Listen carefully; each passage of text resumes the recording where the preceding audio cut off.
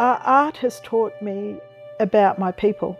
It's taught me about my history because I've been forced to learn the history and learn the stories to be able to create the work. So by doing that, it's forced me into realising what my people have suffered, you know, what we've been through, what we've survived. And the discoveries that I've made, the stories like with the Homemaker series of my mum's experience as being sent out to be a maidservant in random places out in the country when she was, 14 years old, and right up till she was 21. She worked for people as a maidservant. I would not have known about that if I hadn't been forced into doing the research. To be part of this exhibition I've been defying empire for several decades now, so it's not a new thing for me. The whole concept's very old to me, but I feel so proud as a Nyungar, as a Yorga of the Nyungar people, to be able to represent my people in this exhibition. And everything I've done in there is for them. It's for my mob. Because my work is the voice that needs to be heard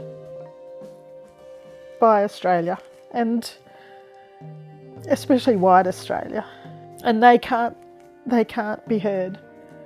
All my mob who have suffered, who were taken away, who have been incarcerated, who have been treated, as flora and fauna, they don't have a voice. They don't have the ability to scream and shout loud enough for the rest of this country to hear.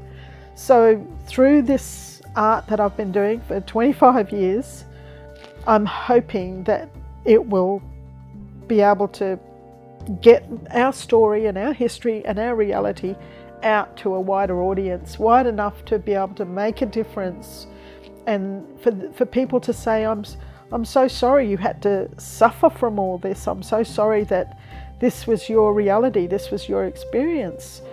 We don't want this to happen again, and we just want to be acknowledged and respected as a people. We've suffered so much, and it's time, and defying empire is the catalyst for a whole lot of things, and not just for me as an artist, but for all of the artists who are involved in this exhibition, because they're all telling their stories. They're all having their say. There's 30 artists who are putting up on those walls their opinion, their views, the personal and private, collective comments. It's historical reference to the past and to the present. I just feel so honoured to be a part of it. It's insane. Dear Sir, I'm writing you this letter in hopes of finding my daughters, Violet and Margaret Calgarrett. Since they have left the Queen's Park home, I have not heard from them. Therefore, I'm hoping you will give me some idea of where they are working. I'm growing old and almost blind, and I want to see my children while I can still see a little. So please, will you, without delay, answer and let me know their address, so as I may write to them and perhaps see them once again. I am their mother, and my feelings are very hurt when I can't see or even get a letter from them. This favour is only a small one, so please write back soon and let me know. Yours gratefully, Mrs. L.W. Calgarrett. This was written by my Nana in 1949. It was her last request to see the two girls who were taken last out of all her children. It started with my mum and Auntie Hilda being taken in 1933 and ended with Violet and Margaret being taken in sometime prior to 1949. And all she wanted to do was see her kids again, see her girls again. Mum was taken just before we were taken.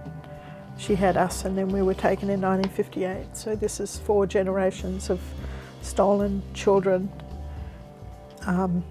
in my mum's family, starting with my great-grandfather, my grandfather, my mum, and then us.